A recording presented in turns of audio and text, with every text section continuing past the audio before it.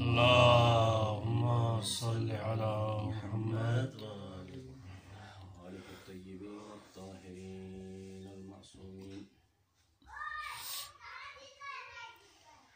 أما بعد، قال الله تعالى في كتابه المجيد: أعوذ بالله من الشيطان الرجيم، بسم الله الرحمن الرحيم. ثم كان عاقبة الذين أساءوا السوء أن كذبوا بآيات الله وكانوا بها يستهزئون. صدق الله العلي العظيم.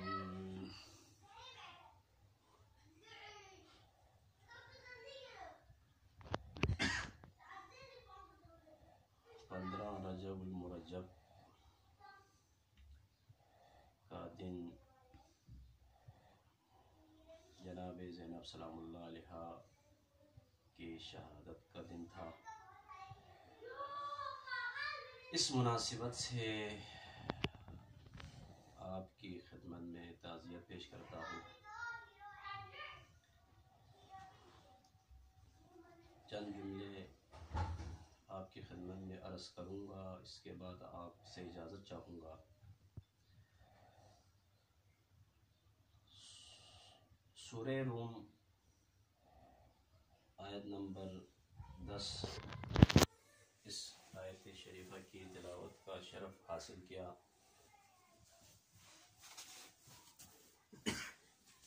پہلے اس کا ترجمہ آپ کی خدمت میں عرض کروں۔ اللہ رب العزت فرماتا ہے: ثم كان عاقبة الذين اساءوا السوء، پھر جنہوں نے برا کیا ان کا انجام بھی برا ہوا۔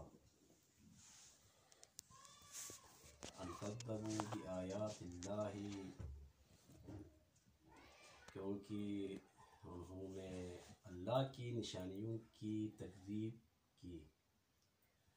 وَكَانُوا بِهَا يَسْتَهْزِئُونَ، اور مذاق اڑاتے تھے۔ اللہ کی نشانیوں کی تکذیب کرتے تھے اور اللہ کی نشانیوں کا مذاق اڑاتے تھے۔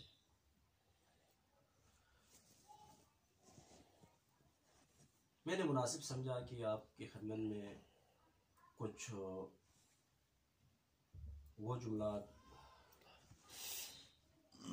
جناب زینب سلام اللہ علیہ کے اس خطبے سے عرض کروں جس کو آپ سلام اللہ علیہ نے دربار یزید میں یزید اور یزیدیوں کے سامنے فرمایا۔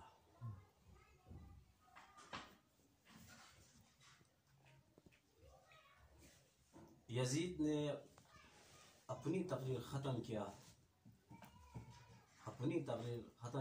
ختم کرنے کے بعد جتنا رجس پڑھنا تھا، جتنا سنانا تھا، جتنا بکواس بکنا تھا، وہ سارے بکواسات بکنے کے بعد، بولنے کے بعد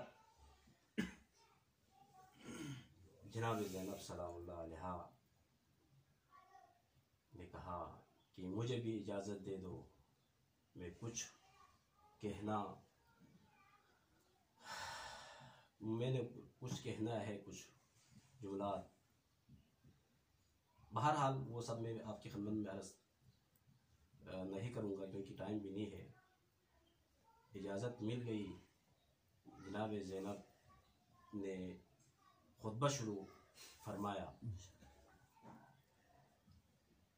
اس خطبے میں آپ سلام اللہ علیہ نے سب سے پہلے حمد ثنا سے شروع کیا۔ فقامت، یہ خطبے کے جملے کے الفاظ سے، فقامت زینب بنت علی ابن ابی طالب، بس کھڑی ہو گئی علی کی بیٹی زینب.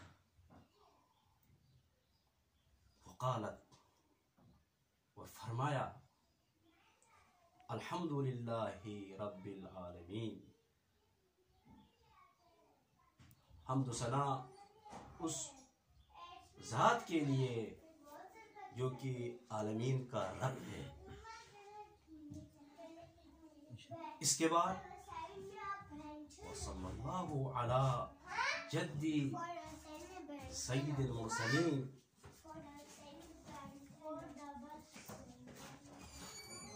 اپنے جد ہمارے پیغمبر حضرت محمد صلی اللہ علیہ وآلہ وسلم پر. اللہم صلی علی محمد درود بھیجا.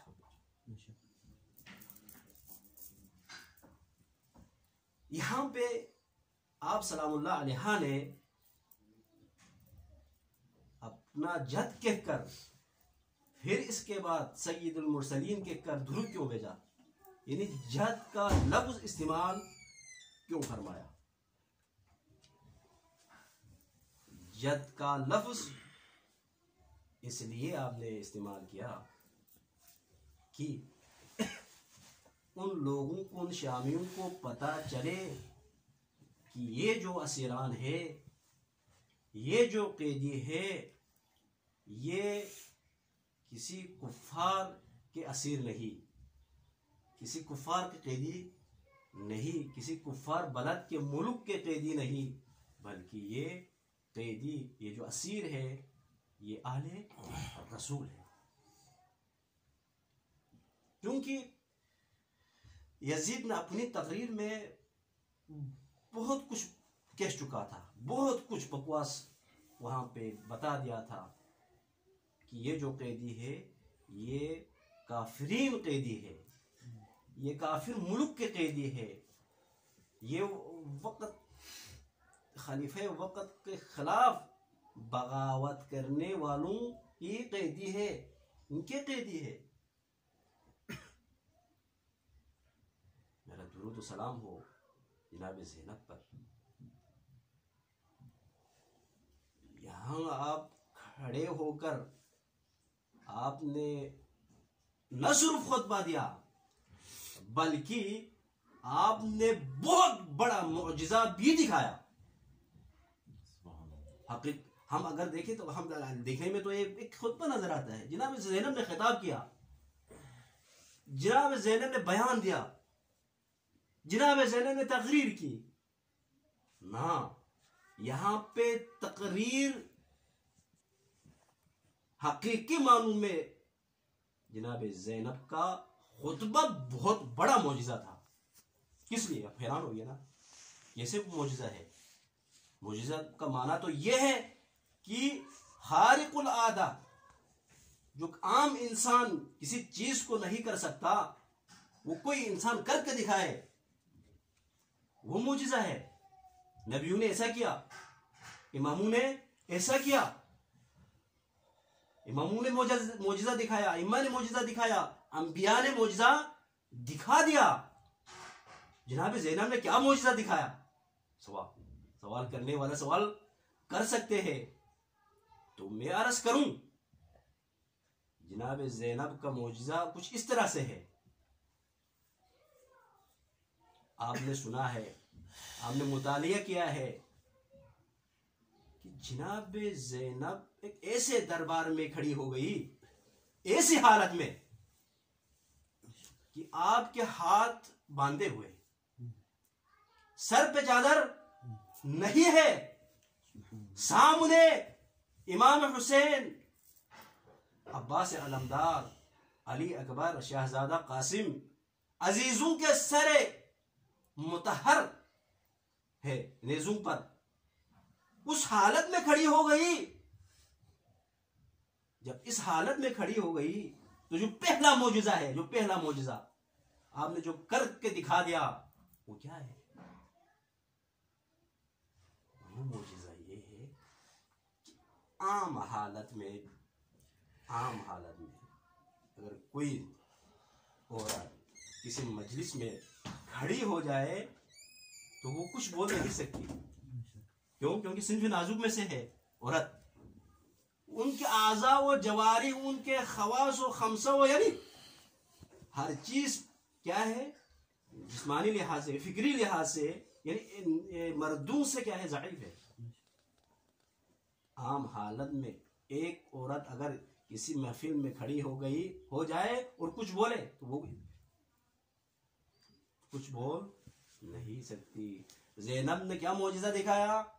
ہاتھوں کو ہاتھ باندھے ہوئے ہے، سر پہ چادر نہیں ہے، اور کربلا سے کوفہ سے شام جانے کی وجہ سے آپ کا جسم اتنا کمزور ہو چکا تھا کہ جیسا کہ روایت میں ہمیں یہ چیز مل جاتی ہے کہ جناب زینب نماز شب یعنی کھڑے ہو کر نہیں پڑھ سکتی تھی، بیٹھ کر پڑھ رہی تھی.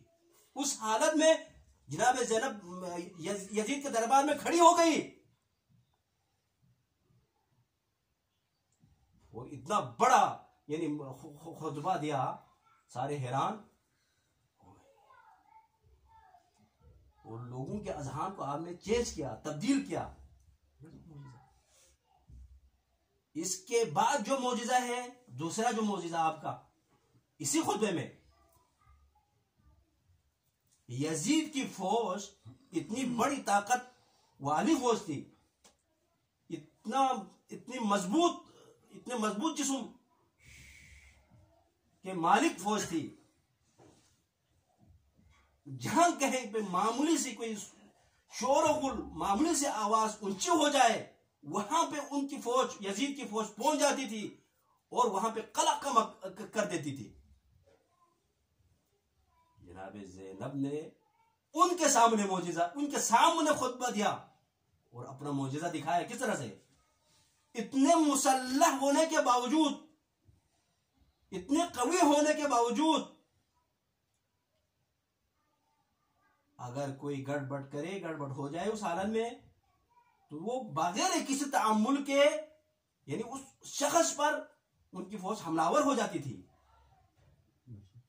لیکن ان کے سامنے جناب زینب نے خطبہ دیا، وہ خاموش ہے.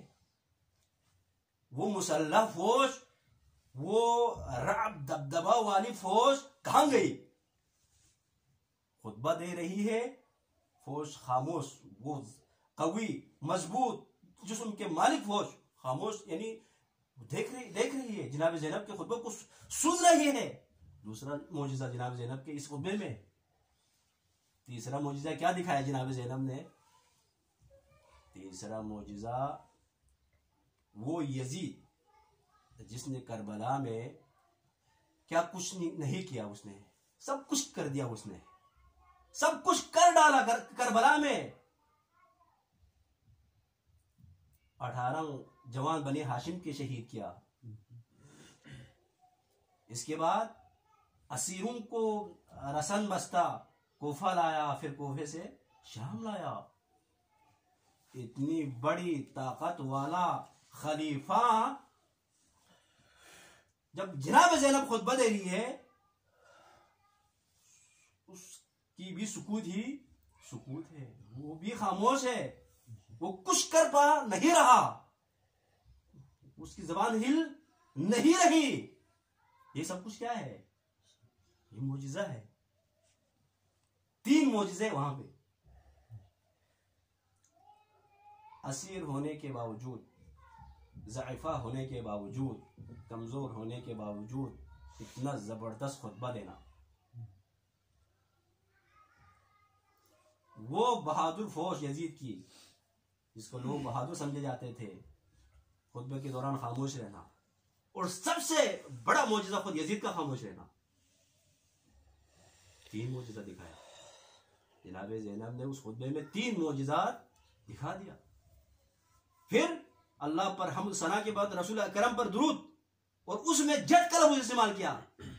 کیونکہ یزید نے پورے 2 گھنٹے تاریخ کا مطالعہ کرے، مفسرین کے اس کا مطالعہ کرے تو بڑا خطاب کیا اس نے. یعنی تمام ممالک کے سفیروں کو بلا دیا تھا اپنے اس محفل میں، اس دربار میں. نہ صرف مسلمان ممالک کے سفیروں کو بلا دیا، بلکہ غیر مسلم ممالک کے سفیروں کو بھی مدعو کیا ہوا تھا.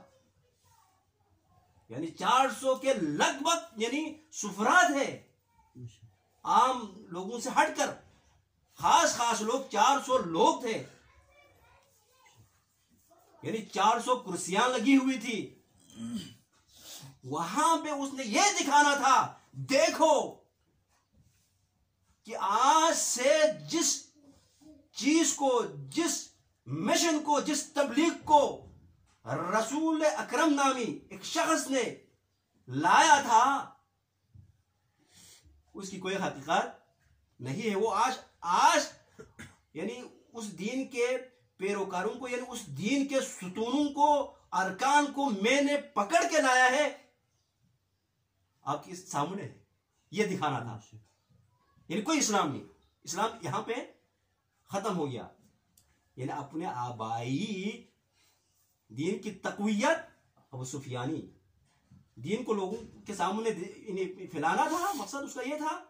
اور رسول اکرم کا جو دین اسلام ہے, اس کو یہ شو کرنا تھا کہ یہاں پہ دین اسلام آج سے ختم. بڑی تقریر کی اس نے, بڑی تقریر, رجس بولا, بکواس بولا, سب کچھ بول دیا تھا اس نے. زینب نے کیا فرمایا, وصلی اللہ علی جدی سید المرسلین, درود و سلام ہو میرے جد رسول اللہ پر. بتا دیا. اور یہ بھی بتا دیا تھا اس نے, یزید نے, کہ یہ کفار کے لوگ ہیں, کفار کے قیدی ہے, کفار کے اسیر ہے. بتا دیا کہ ہم کفار کے اسیر نہیں ہے, بلکہ ہم آخری نبی کی اولاد میں سے ہیں. اس کے بعد ایک آیت جو کہ میں نے آپ کی خدمت میں تلاوت کیا, سورہ روم آیت نمبر 10 کی تلاوت فرمائی. ثم كان عاقبۃ الذین اساءوا السوء, پھر جنہوں نے برا کیا ان کا انجام بھی برا ہوا. کیوں؟ ان کذبوا بآیات اللہ, کیونکہ وہ اللہ کی نشانیوں کی تکذیب کرتے تھے. وَكَانُوا بِهَا يَسْتَهْزِئُونَ, اور مذاق اڑاتے تھے.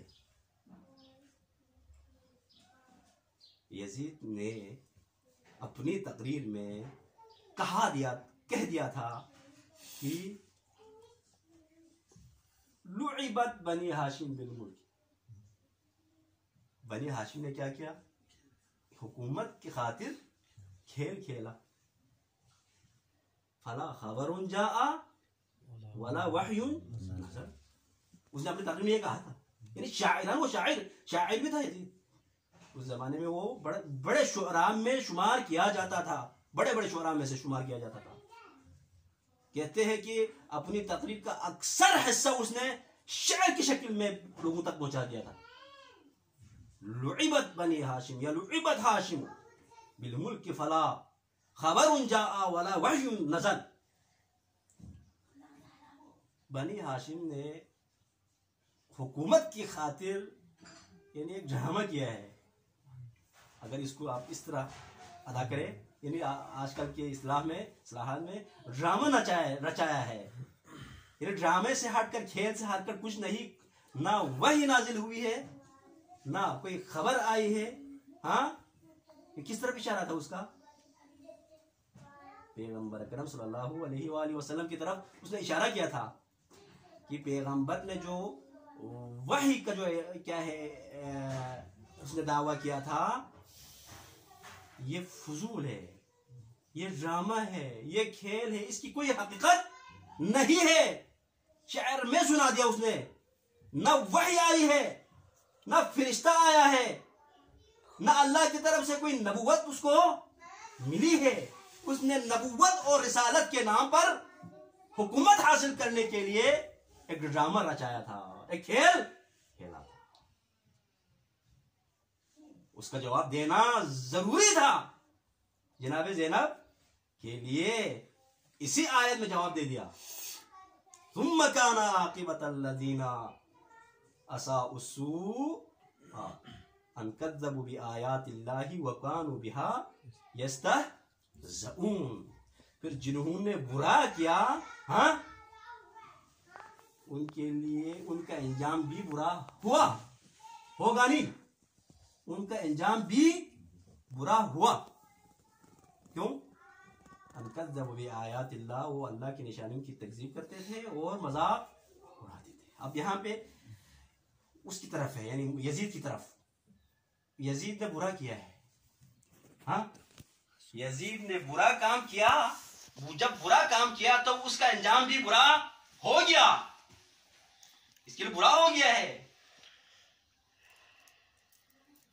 انکذبوا بآیات اللہ، یزید نے شہر میں سنا دیا تم لوگوں کو کہ کوئی وحی نازل نہیں ہوئی، کوئی نبوت والی چیز لے کر کوئی فرشتہ نہیں آیا، رسالت والی چیز لے کر کوئی فرشتہ نازل نہیں ہوا، بلکہ محمد نے کیا کیا ہے؟ کھیل کھیلا ہے. تو اس طرف آپ نے اس کا جواب دے دیا. تم نے مذاق کیا، تم نے پہلے تکذیب کی دین کی، دین کو جھوٹا قرار دے دیا، ہاں جھوٹ بولا دین کے حوالے سے، اس کے بعد اس کا مذاق بھی اڑا دیا. اب اس آیت شریفہ میں پہنچا دیا کہ دیکھو لوگوں، اس بڑے مجمع میں یہ لوگوں تک پہنچا دیا، اس مجمع میں لوگوں کے اذہان میں یہ بات ڈالی کہ یزید جو کچھ کہہ رہا تھا وہ بکواس ہے، وہ فضول ہے، اس کی کوئی حقیقت نہیں ہے، بلکہ حقیقت یہ ہے جو میں آپ کی خدمت میں آپ کے سامنے بول رہی ہوں. یہ یزید نبوت کا انکار کرنے والا، یہ رسالت کا انکار کرنے والا، جب رسالت اور نبوت کا جو کوئی شخص انکار کرے وہ کافر ہے، وہ اللہ کا بھی انکار کرتا ہے. یعنی وہاں پہ واضح کر دیا کہ یزید نے جھوٹ بولا ہے اور دین اسلام کا اس نے مذاق اڑایا ہے. آج جو کچھ یزید تمہارے سامنے بول دیا ہے وہ جھوٹ پر مبنی ہے، وہ دین کا مذاق اڑا رہا ہے، دین کا مذاق ہے. معلوم ہوا لوگوں کو ہاں اس نے بہت بڑا دھوکہ دیا ہے. اس کے بعد کیا فرما دیا؟ ظننتا، اس آیت کی تلاوت کے بعد اور آیت کے ذریعے جواب دینے کے بعد فرما دیا ظننتا، کیا تو گمان کرتا ہے، کیا تو خیال کرتا ہے یا یزید، اے یزید کیا تم گمان کرتا ہے حیث اخذت علینا اقطار الارض وآفاق السماء، کیا تو یہ خیال کرتا ہے کہ تم نے زمین کے گوشوں کو اور آسمان کے کناروں کو،